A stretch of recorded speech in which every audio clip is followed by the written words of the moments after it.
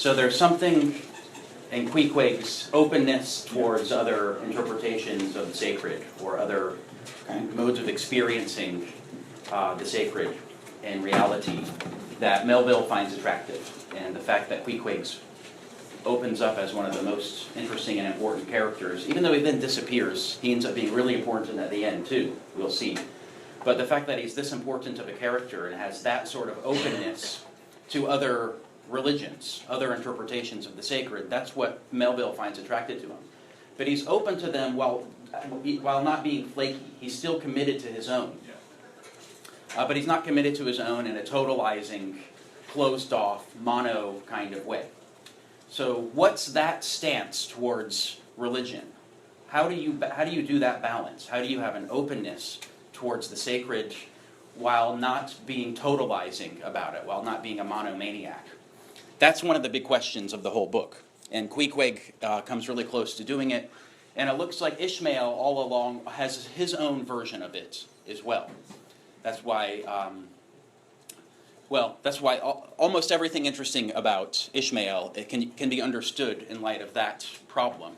How to relate to the sacred in a non-totalizing way while still being receptive to it.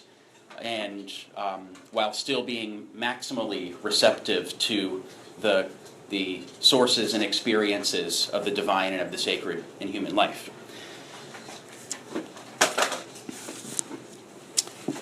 And you can ask yourself about every character in this book, where do they stand on that issue? And I recommend you do that.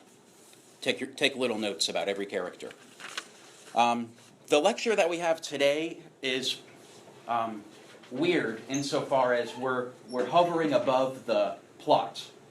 You've noticed probably, or you've heard, that the book is written in a weird, disjointed way. You've got this unfolding narrative of Ishmael going out to sea. He gets roped into this maniacal vengeance battle between Ahab and Moby Dick. And that narrative's unfolding. All along, that narrative's interspersed with strange digressions about life on the whaling ship and the life of the sperm whale. And for a lot of people, that makes this book very boring and impenetrable. But the gift or the awesomeness of the way Professor Dreyfus reads the book is to find in those digressions a lot of the philosophical background that you need to get this book as a whole. And so what we're going to do today is collect a lot of quotes about the whale and about the sea as a way to stitch together the philosophical, metaphysical background message, so to speak, of the book as a whole, and how it relates to what we just said about Queeqeg. Because this is what I always tell my friends who said, Moby Dick, isn't that really boring? And I said, yes and no. Those passages you think are boring are just oozing metaphysical significance. So now I'll get to show you that by starting to talk about the whale. The first thing to go back and look at is these weird extracts at the beginning of the book. And the one that ends it says with this little poem, "Oh, the rare old whale." I'm on page 13 of this one, but it's just the last little poem in the extracts. "Oh, rare old whale, mid storm and gale, in his ocean home will be a giant in might, where might is right and king of the boundless sea." So there again we have this emphasis on the sea as being boundless, without boundary, without being able to being taken in one go. There's something that's always exceeding your grasp, and that's one of the things that the sea represents. So it turns out for Melville that the sperm whale is a paradigm of that sort of reality, of that way of being that is boundless, that is impossible to fully comprehend, that always exceeds your puny mind. And all of the things he says about the sperm whale can be read as a comment and an elaboration on this idea that there's something about reality that always exceeds your grasp.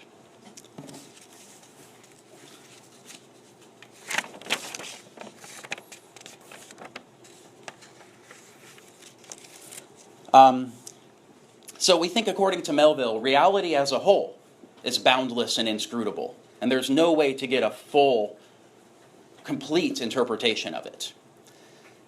But it's been a weird tendency, especially in the history of the West after Homer, as we've been reading in this course. It's been a strange, almost irresistible tendency for philosophers and theologians and priests to try as hard as they can to come up with a whole series of totalizing interpretations of what it means to be human and what the ultimate nature of reality is. That's what the history of philosophy amounts to. That's, in a way, what the history of religion amounts to as well.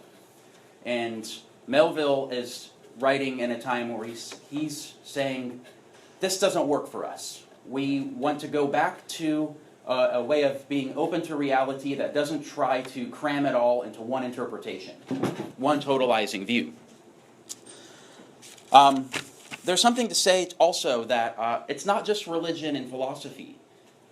It's also, this is a pervasive tendency in us.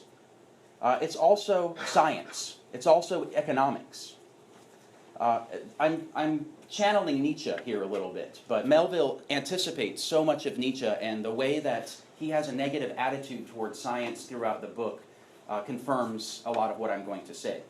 But Nietzsche saw that the scientific revolutions and what we call now empirical science, they claim to have the final say about establishing what the truth of reality is. They've come up with the methods that anybody with the right mind and the right equipment can verify what they've done, and they're converging little by little on the ultimate picture of reality. This picture of science has gone together with a certain tendency towards controlling our world too, towards, as I told you in that one lecture about the switch to modernity, it's objectifying and mechanizing reality. It's turning it into something we can measure and control. And the worry for Ishmael, as it was for Nietzsche, is that this tendency to control, this tendency to explain everything, makes us blind to the possibility of experiencing the sacred. It makes us blind to the way something's beyond us give us meaning. Always think of the way Homer describes moose, and the way the characters in the Odyssey are at their best, living the most passionate and interesting life, the awesomest kind of human life, when they let them give themselves over to a mood that grabs them. If you're in this kind of ontology of knowledge and control, you're going to miss out on that. And there's been a huge current in our culture to make us believe that science and technological control are what makes us the best things that we are. It's not just science either. It's also what people just take for granted as obvious what we are as economic beings. Both the Democratic Party and the Republican Party accept this basic thesis, that what human beings are individual maximizers of their own pleasures. What we all really want to do at bottom is just to maximize our desires. We want everyone else to kind of leave us alone so we can pursue our own desires and satisfaction. And they disagree on what the role government should play in that, and they disagree on what kind of what that means for international agreements. But at the fundamental thesis, they totally converge on. And it's hard for us not to think of ourselves that way too. Our whole culture is permeated by this is the one right interpretation of what we are. So this tendency runs strong in us. And Melville, like Nietzsche following him, is trying to wake us up to an alternative way of interpreting ourselves. So every time you see Melville talk about science, make a little note and look at what he says about it. Look at his strange uncomfortability about what science is. I have some quotes to show you later. And when he's normally talking about philosophy, he has that same bad attitude towards it. But there's a certain kind of philosophy that he thinks is okay. It's the kind that accepts finitude, accepts the plurality of experiences of divinity, and affirms death and the weird adventure that we call life. There's a kind of philosophy that sometimes he calls it that he's a fan of. Were you going to say something? Just on the point of like economics, it just struck me from like what chapter is this? Yeah, it's actually in the very first chapter when he's talking about like following. He talks about like Adam and Eve as the two orchid thieves, and he's giving this whole like inner monologue about being paid, and that's just like got me thinking about it. Yeah. He's in the mode of thinking that's like one of the best possible things that can happen to you. Right. Is get paid for a transaction. Yeah. That's weird. Ishmael's a weird character because he gives himself over to moods. And when he gets in the mood, that idea, isn't it awesome to get paid, is being drawn into him because he's got in the mood of, I got to get the hell out of here because everything sucks and I got to get out to sea. And so that makes the world show up to him in ways that push him in that direction. That's my take on it. He shouldn't be going around going, the best thing in life is to get paid, because that would be pretty shallow. Yeah. Gabriel? So I think there's this chapter where, I don't have to book it, but where he talks about how,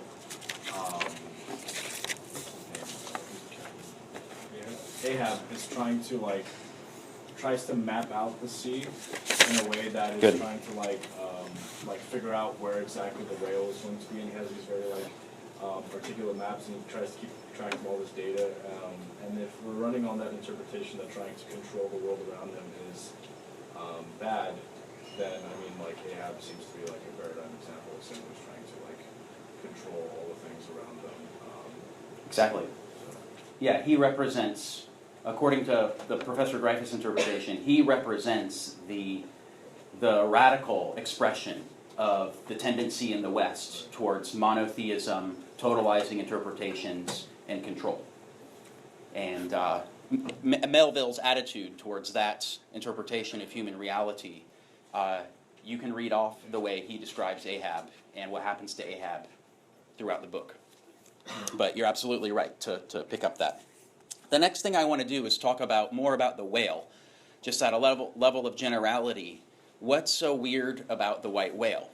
And what does that mean? What lessons do we draw from what's so weird about the white whale for this question we asked about how to live a life that is receptive to the sacred while not being totalizing about it, and while not being closed off to it. Because being totalizing about it, according to Melville, is to be closed off to it in the end. So the weird thing, the way Melville describes the white whale, is that he describes him in words like indecipherable, inexplicable, and unrepresentable. I'm just going to kind of go through the book and read a bunch of passages that are scattered throughout these non-narratively significant passages. They're the more descriptive passages of the whale and of the whaling industry. So this one's on my page 251. I'll tell you what chapter it's in when I get there.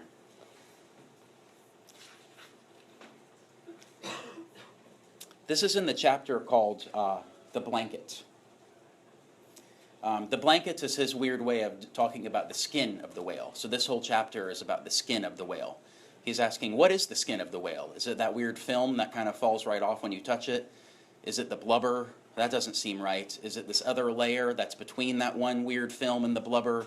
Well, that doesn't seem right either. He's going through all these different attempts to describe what is the skin of the whale and finding all of them in some way unsatisfying. That's something that'll happen over and over again when he tries to describe and explain what the whale is. Over and over again, he hits a dead end. So this is on 151. It's in the paragraph that begins, in life. In life, the visible surface of the sperm whale is not the least among the many marvels he presents. Almost invariably, it is all over obliquely crossed and recrossed with numberless straight marks in thick array, something like those in the finest Italian line engravings. I'm skipping down a few lines. These are hieroglyphical. That is, if you call those mysterious ciphers on the walls of pyramids hieroglyphics, then this is the proper word to use in the present connection. I'm skipping down another few lines. Like those mystic rocks, too, the mystic marked whale remains undecipherable. Underline that sentence. Now I'm going to jump to, where is this, 113. What chapter was that? I was reading from chapter 68, the blanket. And the blanket is his word, funny word for the skin, or trying to figure out what the skin is, or the blubber. That's from 68, the blanket. The one I'm about to read now is from the cetology chapter, chapter 32. Cetology is just the word for whale science. And in this chapter you get some, and the upshot of it is what Melville thinks, and Ishmael and Melville think science can tell us about the whale. Ultimately, not very much. But one of the cool things that he says in this second paragraph of chapter 32, it is some systemized exhibition of the whale and his broad genera that I would now fain put before you. Yet it is no easy task. The classification of the constituents of a chaos. Nothing less is here essayed. Then I skip down paragraph 2. He talks about the impenetrable veil covering our knowledge of the cetacea.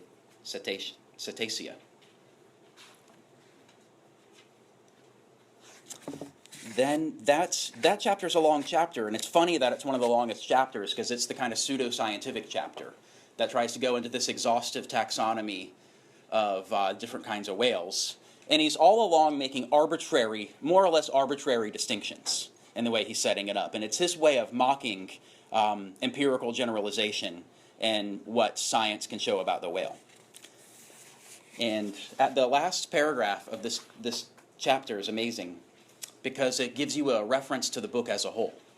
And the attempt to understand the whale and to give any final interpretation of it, you're invited to reflexively apply to this book. Any attempt to give one overarching, totalizing interpretation of this book, complete interpretation that rules out every other interpretation, will fail.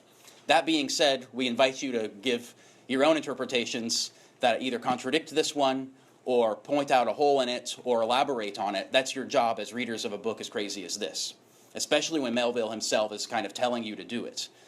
But you'll see, we have a kind of trick about that. We said that the book is inviting you to give an interpretation of it, that there's no final authoritative interpretation of this book.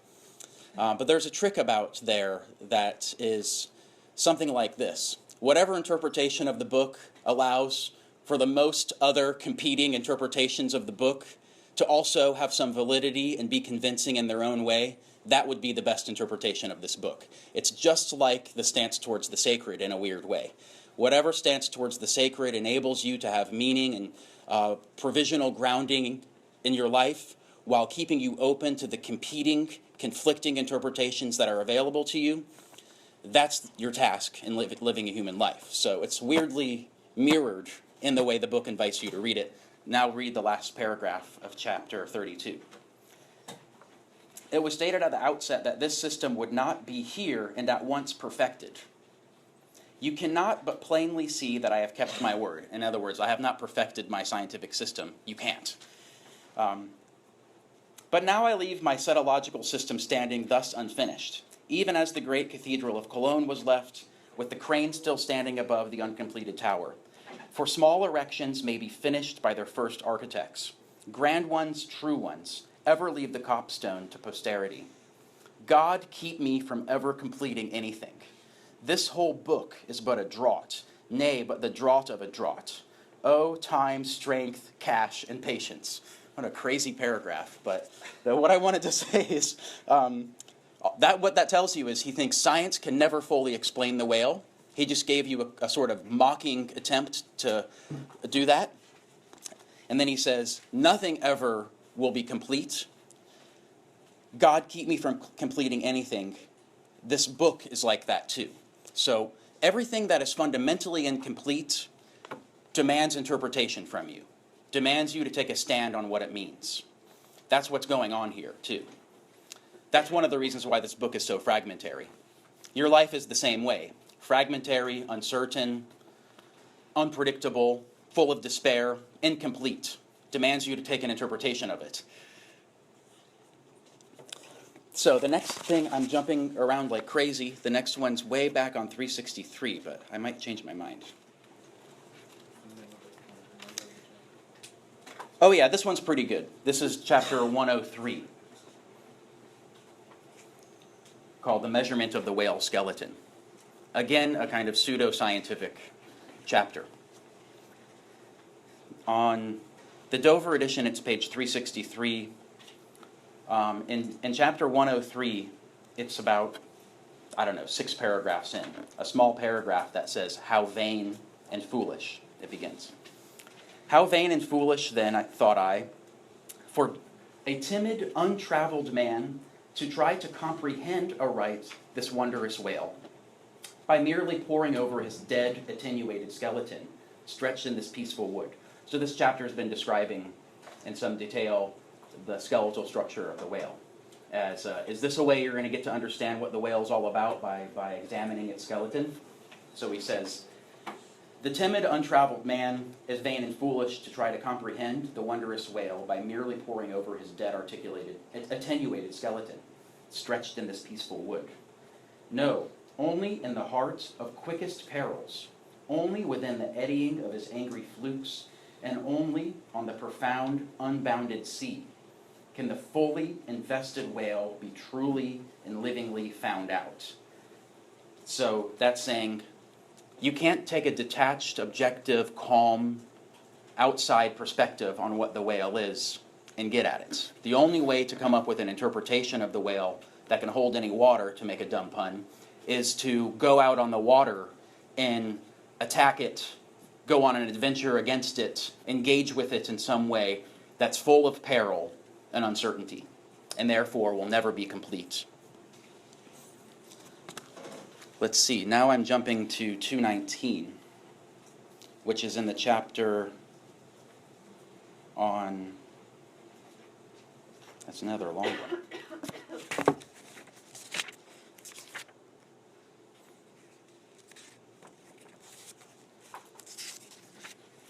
Oh yeah. Maybe that's not right. Let me check one thing real quick. 282. Oh yeah, let me do this one first. This is in the end of chapter 79. The last couple lines of chapter 79.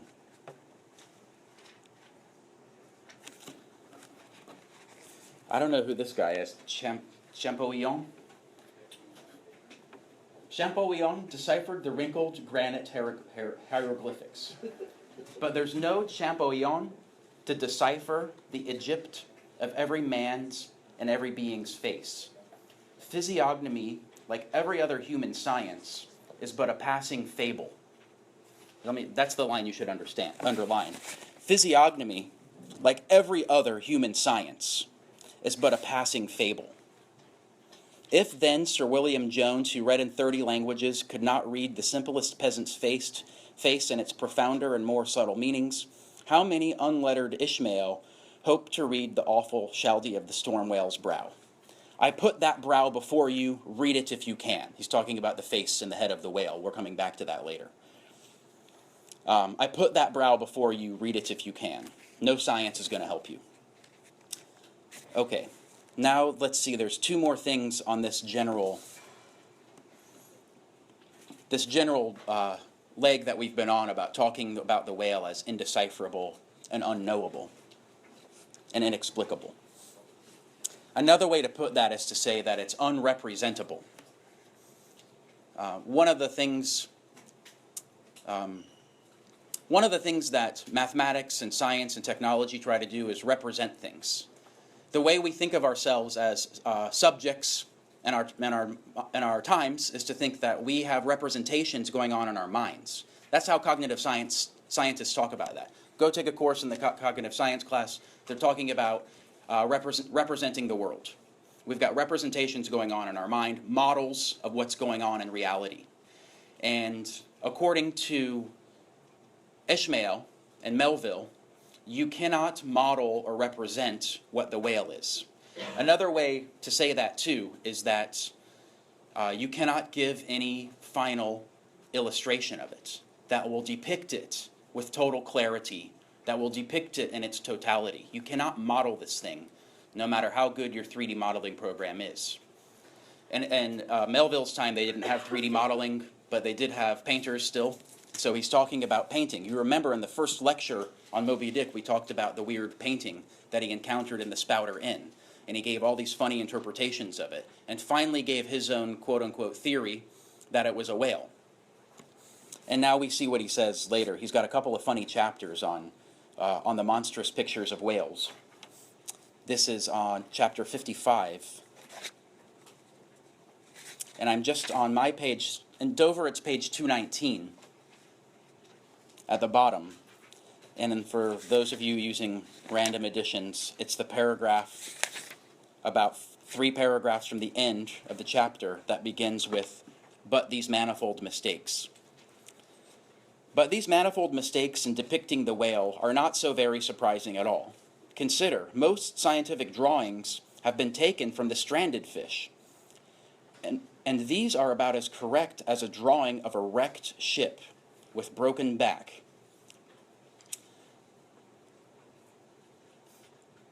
These are about as correct as a drawing of a wrecked ship with broken back would correctly represent the noble animal itself and all its undashed pride of hull and spars. I'm skipping that next sentence. The living whale, in his full majesty and significance, is only to be seen in unfathomable waters. And afloat, the vast bulk of him is out of sight, like a launched line of battle ship. And out of that element, it is a thing eternally impossible for mortal man to hoist him bodily into the air so as to preserve all his mighty swells and undulations. So this is another funny way of saying, on a literal level, you're never going to be able to take this thing in one look and be able to draw or paint an accurate representation of it. On the metaphysical level, this says, reality itself is of this nature. It's not something that you'll have a perfect model of. It's not something you can predict with computer programs or equations. And if you treat it like that, you're going to miss out on the adventure that's available to you as a human being who's incomplete, facing death, and full of contradictions. Gabriel? I'm trying to think how someone who is against our sort of, or is against like Ishmael's like anti, sort of like, I don't want to call it anti-science, but whatever, that's sort of like anti-science stance. Wouldn't they just simply respond with saying that like they are trying to get rid of that mysticism that Ishmael and like Melville are glorifying? And that's why they're doing the things that they do, and they have the certain read that they read, or interpretation, excuse me. So I'm just trying to figure out how Melville would respond in that case. You know, is he simply going to say that, well, it's not, you're just looking at it from one perspective, so you're not, Yes. you're just not looking at it from, I mean, but again, the scientist is going to say, well, yeah, that's totally fine, that's what we're trying to do. Yeah. I mean, Melville, I guess there's like, Melville's got 2 other arguments to say why his picture of things is better for you.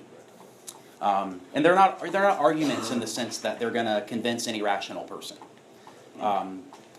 But here they are. Melville will tell them that they've been brainwashed.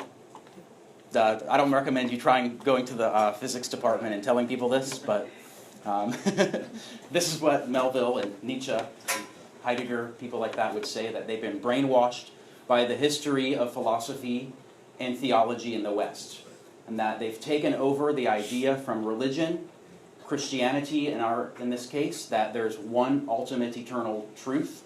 Even if good scientists are fallibilists who don't believe that truth is eternal, but that we approach it a little bit at a time and can revise our theories as we go along. But these guys, Melville and company, would say, you've inherited from this very contingent tradition the idea that there's one truth valid for everybody, and that will explain everything. And it's fine for you to try to explain the natural world and the physical world, but don't say that you can explain human beings and the fact that we're cracked about the head and desperately need healing. They're going to say the sciences won't explain that. That's that quote. Did you read that quote last time? He says we're all desperately cracked about the head and need healing. That's the sense of where we're needy for having an orientation and a meaning for our lives, an orientation towards the sacred, towards something that grabs us and draws us and pulls us and gives us a sense of orientation. These guys would say the natural sciences and technology, they're good for controlling and predicting the natural world, but you're never going to get reality as a whole that way. You're never going to explain human beings. And if you, to the extent that you do, you're impoverishing our ability to live an awesome life, to relate to things that are sacred. I think in the gay science, Nietzsche talks about like he does a lot of attacking on scientists, and then he draws it back and says, like, to be sure they have like sort of a role to play, which I think is that role you're talking about, and it's like sort of like explanations for like objects, yeah, and like whatever. But once it like tries to cross that line, is where it gets to this problematic. Right. And the demystifying thing that you pointed out, to a certain extent, I think Melville would welcome. Because if demystifying means it takes away from any interpretation of the world that their claim that they're the final authority and final truth. If it knocks them down a notch and lets them see that there's essentially multiple ways of interpreting the significance of human life and of reality as a whole, that's a good thing. But for Melville and the people who follow him in this train of thought, the way science has been practiced, and especially the way it's been theorized and written about and taken over in our common sense as a sort of final court of appeal for what counts as reality, they think is very dangerous for us. Okay, now I'm switching to the next weird thing. Are there any other questions about what we've been talking about? So far, it's just a sort of collection of quotes about the whale, and how attempts to understand the whale are bound to fail, because the whale is the paradigm, the embodiment of Melville's claim that reality itself is an inexhaustible, boundless hole, not a hole, an inexhaustible, boundless sea, so to speak, that you'll never get a full grip on. Okay, then I'm going on to the next weird thing, which is the thing about the face of the whale.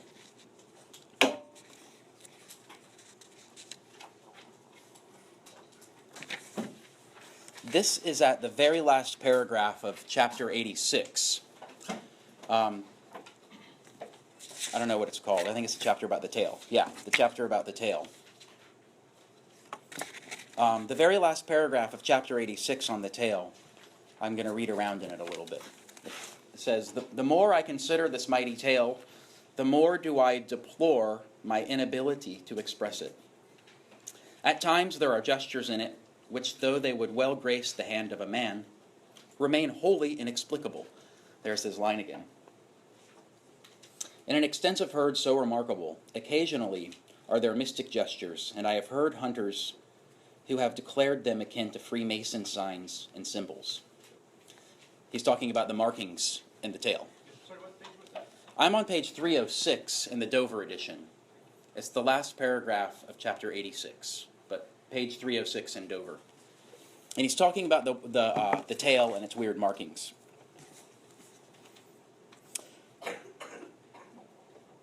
Nor are there wanting other motions of the whale and its general body, full of strangeness and unaccountable to his most experienced assailant. Dissect him how I may, I go but skin deep. I know him not and never will. But if I know not even the tail of this whale, how understand his head? Much more, how comprehend his face, when face he has none? Thou shalt see my back parts, my tail, he seems to say, but my face shall not be seen. I cannot completely make out his back parts, and hint what he will about his face. I say again, he has no face. I have to come back to that, but read one other funny little passage about the face before we unpack that a little bit.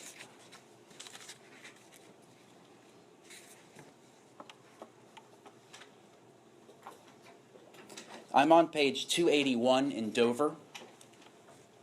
It's in chapter 79, the prairie.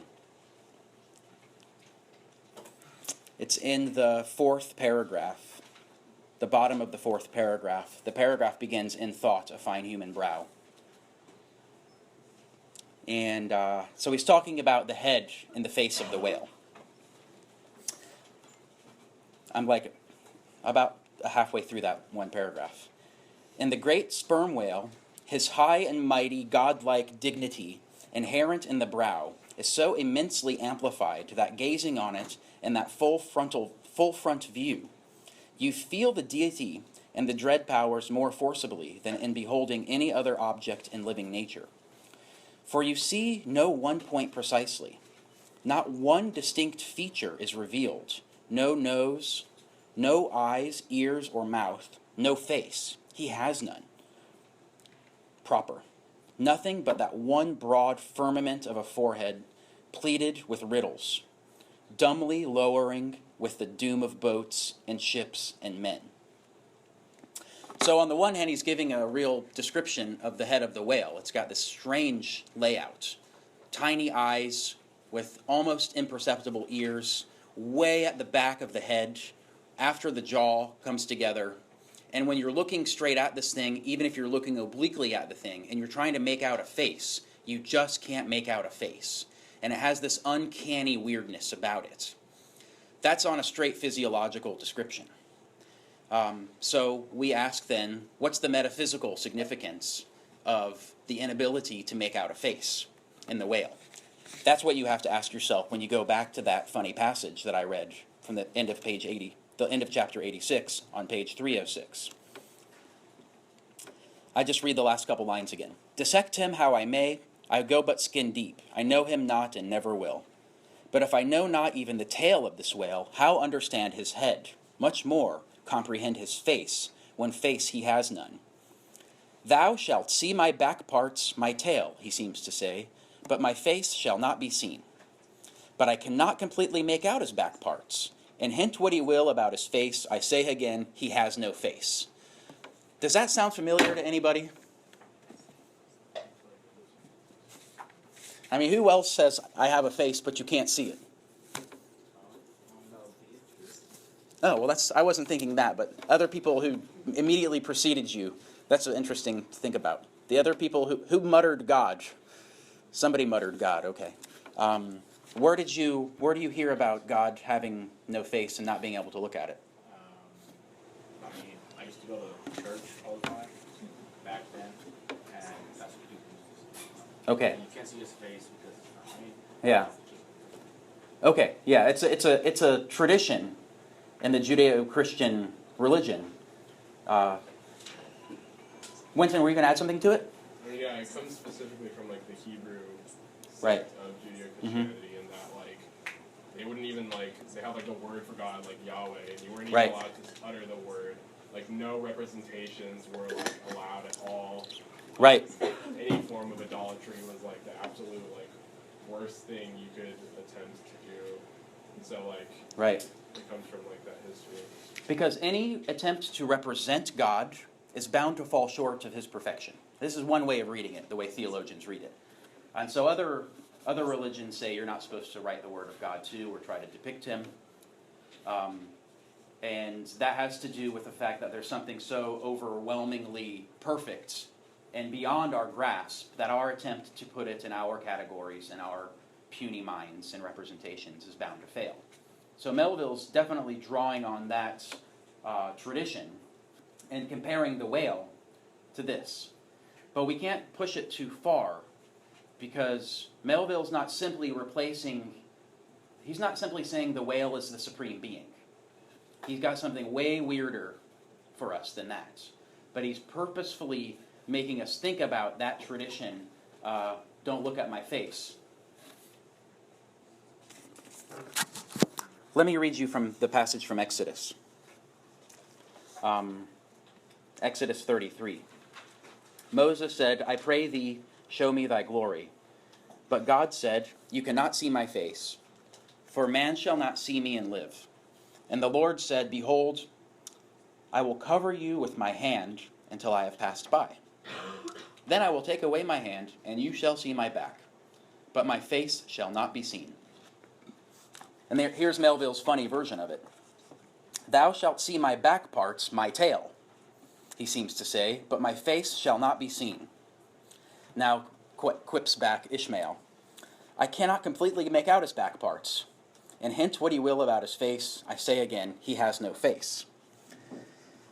So what's he doing with this? We want to say he's not simply putting the whale as a stand-in for a supreme being.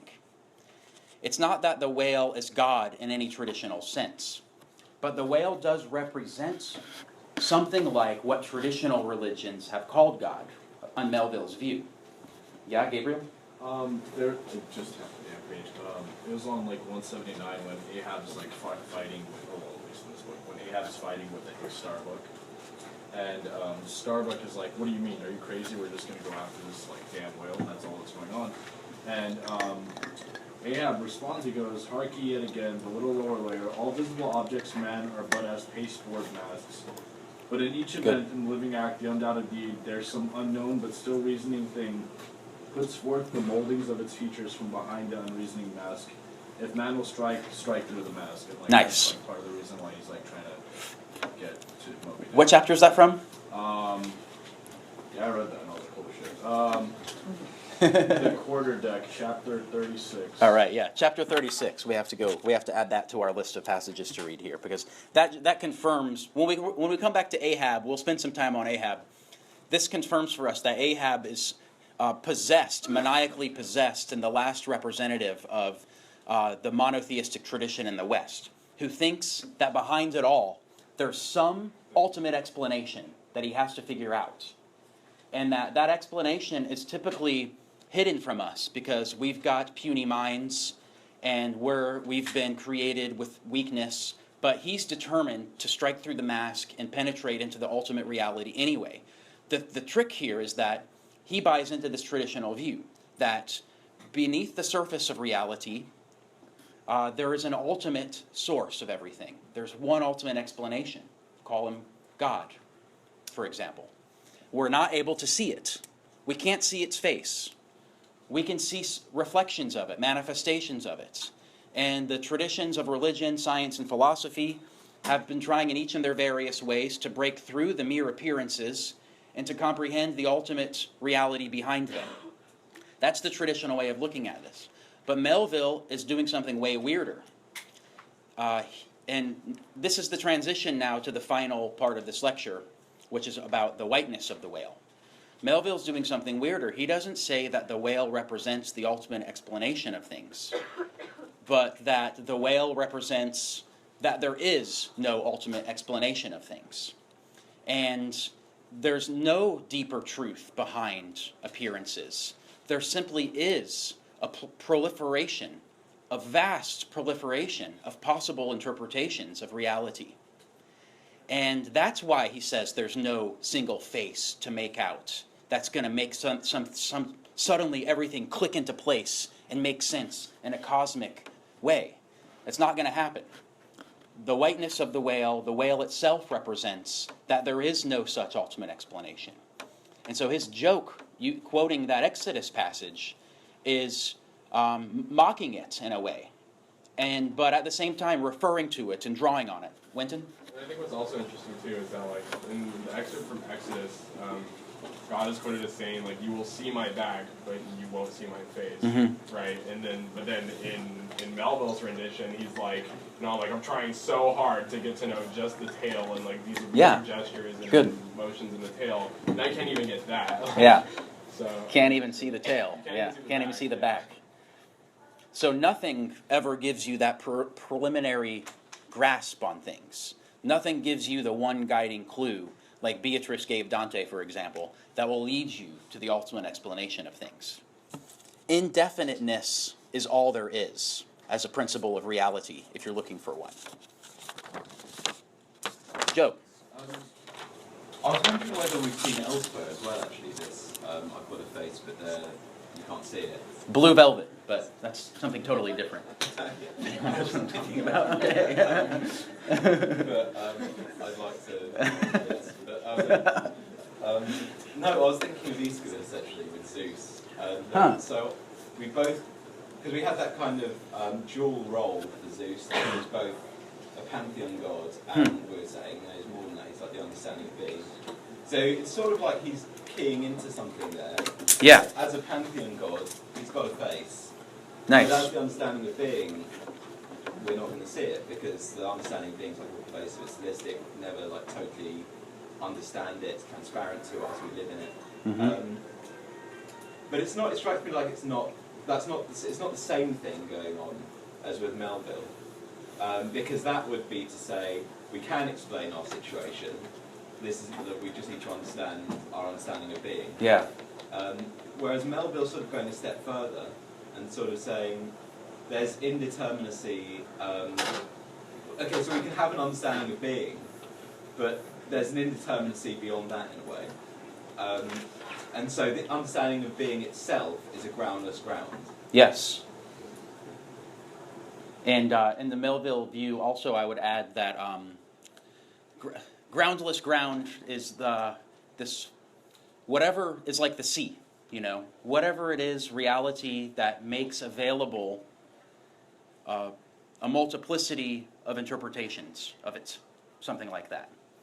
So it's this, it's something like ontological pluralism, to use I think this is the phrase that Bert and Charles Taylor, something like that, use in their book Retrieving Realism. And that's why I said the Retrieving Realism book is a version of All Things Shining in a weird, oblique way. But you guys don't worry about that. If you want to ask me about it, you can. Yeah, Omar. Just a quick question. So is Melville view that the indeterminacy is ontological, or is it merely epistemic, or is it both? And so the epistemic version would just be like, we just can't know, even though maybe ontologically speaking, or it's just ontological determined, which I guess maybe the plot is that we just can't know, which it would be a stronger. That's like the Mitch Hedberg joke. He says, the problem with Bigfoot is that he is blurry. So it's not that you've got just a blurry like image of it, but you've got a blurry object. Something that's fundamentally indefinite. So I take it it's the ontological version of your question, of the distinction, yeah. That reality itself, at its fundamental nature, is whatever it is, it's an indefinite source of a multiplicity of interpretations. That's a weird way to put it. That's what the sea is. Yeah. And And then you need a receptivity to that. That's what the relation to the sacred is, according to Melville, I think. So one follow-up. So in classical Christian tradition, that God's essence is supposed to be indeterminate in essence. So why can't we have? So I'm assuming the plurality here is just in reality in general, right? Why couldn't the Christian go in God's essence and say there's a plurality, even though there's just so the indeterminacy, instead of throwing it in reality, whatever that is, we throw it in God's essence and say that's. Is that like Spinoza? I mean, I think all the fathers thought God's essence was ineffable, especially the early fathers, like the Catholic Church. The thing is, if you do, what Melville wants to avoid is that means they've got the exclusive license to interpreting all the implications of what God is. You know, if the view says that God's essence is this indeterminacy, but we're like the appointed secretaries for figuring it out and interpreting it for everybody, that's going to be where he's got a problem. The second way you could have a problem is if you understood that kind of God to be transcendent or outside of the world. That's why I kind of talked about Spinoza, who has this very weird view they call immanentism or something like that, where God isn't something outside of reality, but God is the sort of bubbling up manifestation of reality itself. But Melville then wants to say all religions are tuned into something like this and interpreting reality. So I'm using reality as a sort of catch-all term for what is it that human beings are thrown into that we can't help but try to understand ourselves in terms of. The reason I bring it up is because Teller, I think, is Professor Dreyfus. Yeah. Was influenced by it. has this sort of view, and other people have used it to argue for religious pluralism. That God sort of appears, that all of humanity are trying to grasp God, and they come up with different religions. And they all somehow grasp on it, but he's just so beyond us. I mean, that seems to be compatible somehow. to put it, I mean, I have my Professor Dreyfus rejoinder ready, which is that I think Bert wants to be more radically pluralist than that. He doesn't like the view that all the traditions are converging on the same thing, and that they're all climbing the mountain from different sides, is one of the people you quote. I think it's Houston Smith or something like that. And it's, or the Joseph Campbell version, that there's kind of archetypes of spirituality that all human civilizations have their own versions of. The idea that there's one thing from different perspectives people are getting at is not radical enough for this, for what we're trying to put forth. And I think when we read The Whiteness of the Whale, when we get through the Whiteness of the Whale bit, we'll have Melvillian version of that. But it's in the same neighborhood. But this version wants to be like 3 notches more radical. Were there other questions before we do the whiteness? Okay. I'm skipping this stuff about the portraits. I mean, go back and reread when you go home today. Read the beginning of the Spouter Inn, just where he gives his interpretation of the painting. Because now it should make so much more sense to you. It's very much a sort of anticipation of what the whole book is about. It's really cool once you start to get this bigger picture in view to go back and read that passage. It's amazing what he's doing.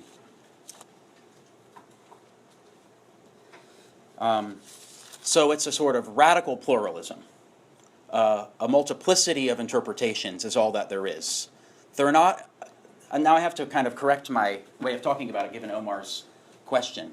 They're not interpretations of one reality. Reality just is this multiplicity of interpretations on this view. The whiteness metaphor is going to help. This is an idea that Nietzsche radicalized. If you ever get a chance to take the Nietzsche class, and this seems appealing to you to think about more, we recommend it. I'm going to bring in some passages from Nietzsche next time or the time after to show you, because he's got his own beautifully weird way of saying it. Heidegger rigorously systematized this view that human life is interpretation all the way down. And I don't have time to tell you more about that, but if you can take a Heidegger class and you're interested in the claim that human life is interpretation all the way down, he's another person to read and think about. Now I am going to the whiteness.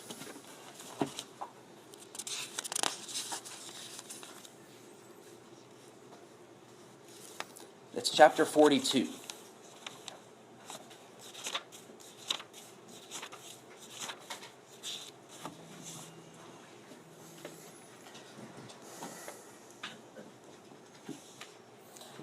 Chapter 42, and in Dover it's page 157. It's called The Whiteness of the Whale, chapter 42. Let's read the first sentence. What the white whale was to Ahab has been hinted.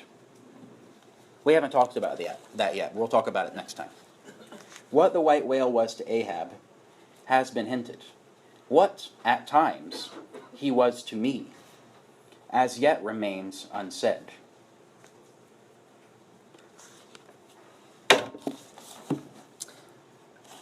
He's doing his funny hedging again when he says, at times, what he was at times to me. You find Ishmael, even in the way he's narrating things and describing things, he's hedging all the time. He wants to always point out that this is provisional. I might change my mind about this in a different mood. This might be replaced by something else I decide later. I'm going to read the next paragraph, because everything follows from this crazy paragraph. Aside from the more obvious considerations touching Moby Dick, which could not but occasionally awaken in any man's soul some alarm, there was another thought, or rather vague, nameless horror concerning him.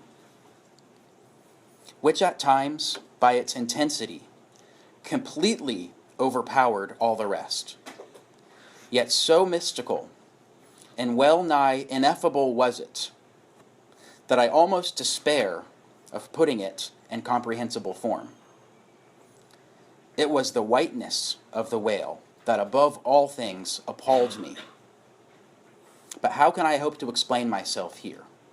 Yet in some dim, random way, explain myself I must, else all the chapters might be for naught.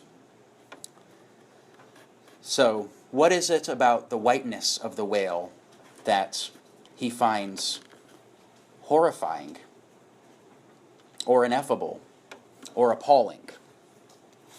It's somewhat worrisome, and I want to kind of bookmark something to talk about later. It's somewhat worrisome that Ishmael describes it as appalling and horrifying, because if he's got the right sort of openness, radical receptivity to experiences of the sacred, the whiteness of the whale shouldn't horrify him. But I have a feeling that maybe he himself is still not settled, or sometimes is in a mood. He gets in his Ahab-like mood, you know. When Ahab goes around and gives his extremely compelling, intoxicating, riling up speeches to get everyone on board, to drop what they're doing in their lives and on this mission and hunt the white whale in his maniacal mission. Ahab gets everybody into this, except Starbuck, who's always stressed out about it. So think about him when you read about this. Even Ishmael gets into it. So Ishmael has some susceptibility to the monotheistic trip. Maybe that's why he has horror. I don't know. But you'll see why I have a question about this when I say more about it. So what's the whiteness of the whale was horrifying and appalling. And so he says, I'm going to try to explain this to you. And the chapter is really cool because he starts by talking about particular white things that are horrifying, like white elephants and a white dog, and maybe these are the white things that are nice. The first chapter, yeah. Those sound like nice white things. Lord of the white elephants, above all their magniloquent ascriptions and dominion, the modern kings of Siam unfurling the same snow-white quadruped in the royal standard, Hanoverian flag bearing the one figure of a snow-white charger. Okay, this sounds like the paragraph about nice white things. He just starts talking about what significance does the color white have for us. So he says, here's all these night white things. And then at the bottom of that paragraph, he says, I'm on 158 in the Dover edition, bottom of the second paragraph in 42. And yet, for all these accumulated associations, with whatever is sweet and honorable and sublime, there yet lurks an elusive something in the innermost idea of this hue, which strikes more panic to the soul than that redness which affrights in blood. So he said, okay, here's the positive associations, the positive things that white has represented for people. Now let's talk about the negative things that white has represented, and the terrifying things that are white in the human experience. And he spends some time, a couple of pages, talking about that. Let's just read one. There's a scary white horse, the albino man, the snowy aspect, the gauntleted ghost of the southern seas, which has dominated the white squall, snow-topped mountains that menace you in the distance, snow-blind scene in a nature day. I'm paraphrasing now because I'm just trying to get through this. Then he says at the bottom of this paragraph on the top paragraph on page 161, nor even the superstitions do we fail to throw the same snowy mantle around our phantoms, all ghosts rising in a milk-white fog. While these terrors seize us, let us add that even the king of terrors, when personified by the evangelist, rides a pallid horse. So something about death personified riding a white horse. Therefore, in his other moods, symbolize whatever grand or gracious thing he will by whiteness. No man can deny that in his profoundest, idealized significance, it calls up a peculiar apparition to the soul. So he's gone through things that we experience as being beautiful that are white, things we experience that are being terrified as white, but none of them have added up to the horror or the appallingness that he's trying to describe.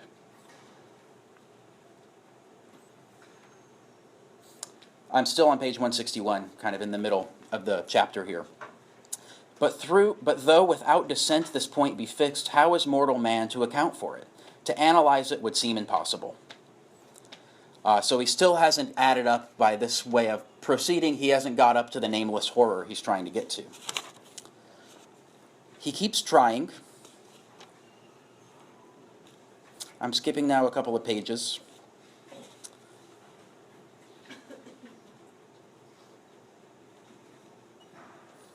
Now on the bottom of 163 to 164. This is the last two paragraphs of the Whiteness chapter. He draws it all together. He says, not yet that we have solved the incantation of this whiteness and learned why it appeals with such power to the soul. We still haven't got there. And more strange and far more portentous, why, as we have seen, is it at once the most meaning symbol of spiritual things, nay, the very veil of the Christian's deity, and yet should be, as it is, the intensifying agent in things the most appalling to mankind. Again, he's asking, we've looked at beautiful white things that symbolize God. We've looked about appalling white things. How can whiteness have that power? What is it about whiteness that enables it to symbolize and be for us such radically opposed significances? Now I'm going to read this couple of insane sentences and try to unpack them. I think we can do it.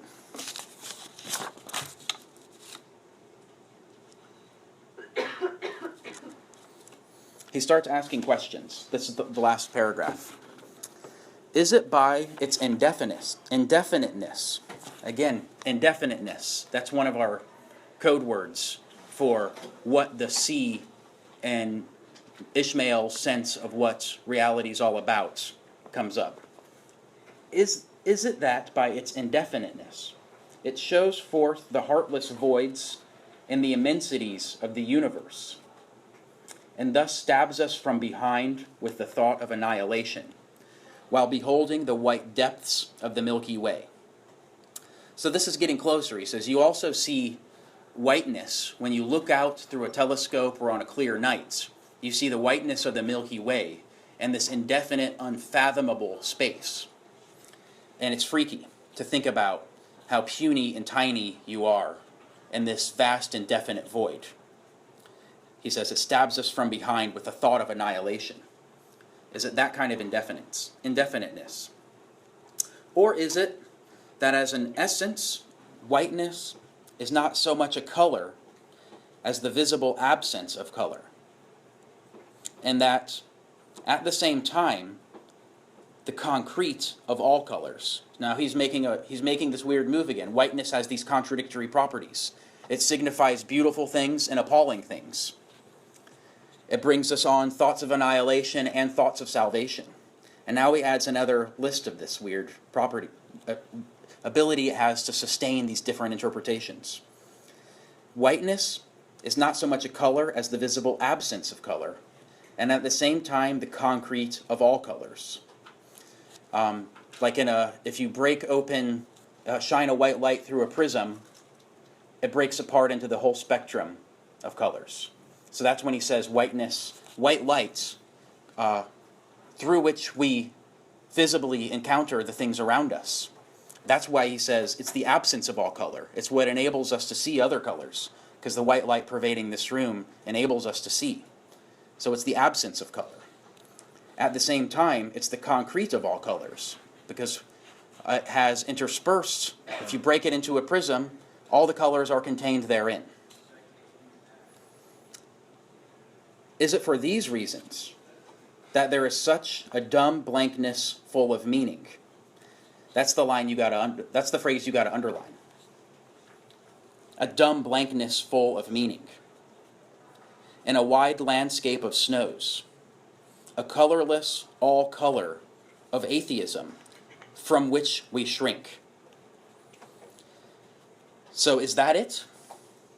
Is the reason why he's got this weird, ineffable horror of the whiteness of the whale because whiteness has this quality that it is both no color and all colors at the same time? That would make it a dumb blankness full of meaning.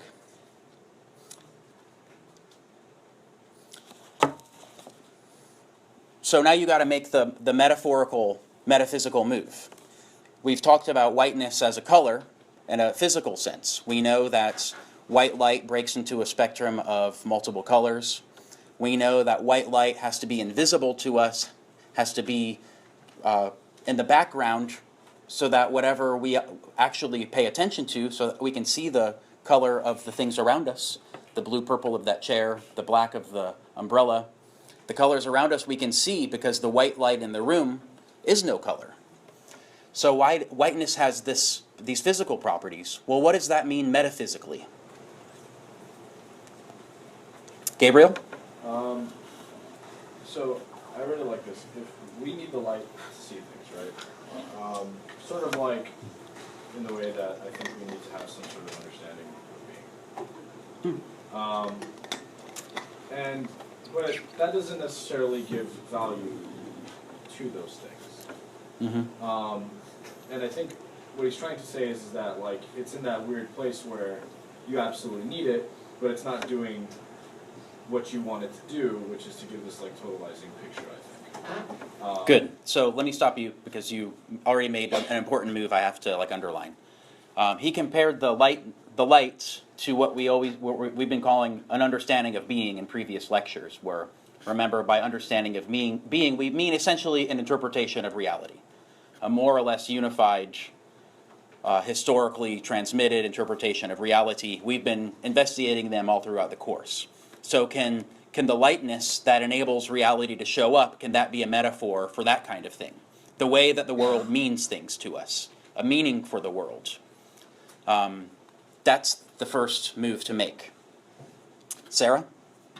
Yeah, I was just going to say sort of like a similar thing, like when you said that you need like the white light to be able to see like the purple, blue of this chair. Sort of like you need like some kind of understanding of being to recognize that there are all these different, if the colors are like different understandings of being, to see that there are like all these different ways of interpretation, but at the same time like white is the absence of all colors, so if you subscribe fully to white, then you eliminate the possibility of the others. That's right. That's a good step. Good steps in the direction.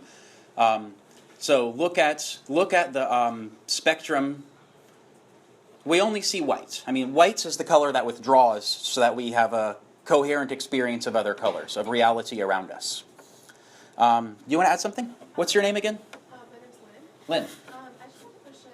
So where would Walkington fall in this spectrum? Is he rejecting the white light? That's a great question. We're going to get there. We're going to get there at the end of this paragraph. I think he shows up, or somebody like him shows up. But he's, we'll get there. We have to fill in a couple of steps along the way to get to him. Because what we've got so far, think of the colors of the spectrum as being possible interpretations of reality. When you're fully in one, you don't see it as just an interpretation of reality. You tend just to experience reality in light of it. That's why it means to think of that. It shows up as a white light. But if you throw it through a prism, you can see this one way of reality showing up can fragment and multiply into many different meanings, many different ways of interpreting reality. Claire? So, didn't we say earlier that the whiteness of the whale is also, it represents that there is no ultimate explanation Yes. for everything? So then, if that's understood, especially by Ishmael, why is there even a need for any interpretation at all, even if there are multiple interpretations, if none of them will actually lead to an explanation, if there is none? It's a good question.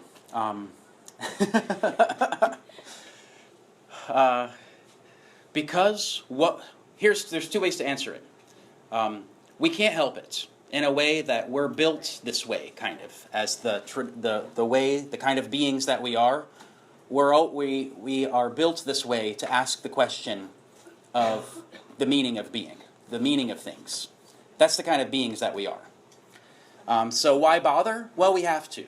And so then you say, why not just go with one of the other ones that are around? Why bother going through all this trouble to give an interpretation of reality that does not succumb to the idea that there's only one interpretation of reality? So it's a weird pretzel to twist yourself into. And this is what Melville's doing. Let me do it real quick. Okay? Yeah. That's your question. Yeah. I mean, we have to, and there's a better way to do it. And there's a better way to do it, because if you can wiggle yourself into this receptivity that Ishmael manifests, you have the possibility of living a more adventurous, receptive, meaningful way of life than the whole history of humanity before you, except maybe the Homeric Greeks. And so that's why it's important to do. If you succumb to the idea that there's only one ultimate interpretation of reality, then you lose out on that. And so the way that we understand the spectrum collapsing into just one white light is that all the totalizing interpretations of reality that are out there, that have been on offer, none of them can accept the reality of the other ones. They all have to deny the plausibility, the morality of their competing views. None of them can countenance that anything but they have the ultimate explanation of things. So in a perverse way, they all cancel each other out. So when you have the stance that you've got the one right interpretation, you cancel out all the other ones, but in that same moment, you're canceled by them. So that's the way in which all the different spectrums can combine into one. But if you're able to live like Ishmael, without that stance, then you have the possibility of being receptive to the sacred practices, the interpretations of meaning in human beings that they all have to offer. And that's the question we started with. How do you have that sort of stance to the sacred, to meaning in life, being receptive and open to it, while not being totalizing about it, and not being, by the way, flaky about it? Because that's our other extreme we have to avoid. Not just being like, whatever, that's just your opinion, man. Because that's not what Ishmael's about either. Let me read on a little bit, because the paragraph is such a gnarly thing. We only have 5 minutes. Well, I want to get to the Bulkington question. We're going to start here again next time, because the next couple of lines are really weird.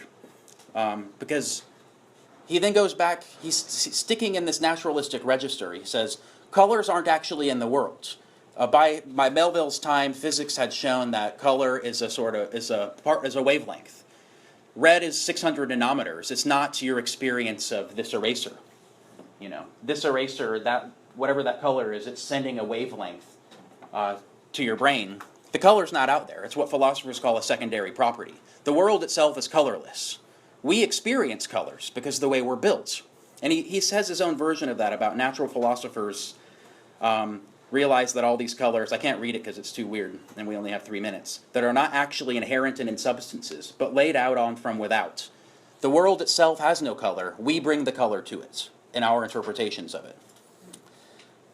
He says about a lot of other crazy things we can't read until next time, but I want to get to the Bulkington question. He says, the last 5 lines, the palsied universe lies before us a leper. And like the willful travelers in Lapland, I don't know what that means, who refuse to wear colored and coloring glasses upon their eyes. So that means they refuse to wear a certain way. I'm not sure. I have to read the next sentence. I feel too much under pressure to try to read this crazy work and try to make it sense to you. We got to get to the Bulkington one. The wretched infidel gazes himself blind at the monumental white shroud that wraps all prospect around him. That might refer to Bulkington. Who's the wretched infidel?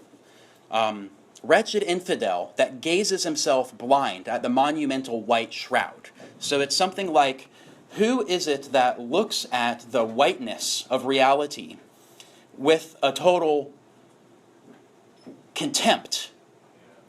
Maybe it's Ahab and not Bulkington. We thought it might be Pip too. I mean, I have to end with the question, who is the wretched infidel? And so far we don't actually know enough about the book to answer the question yet. But it's a possible experience of gazing yourself blind with your sense that your ultimate interpretation of reality is the right one. And it can make you a wretched infidel and blind to do that.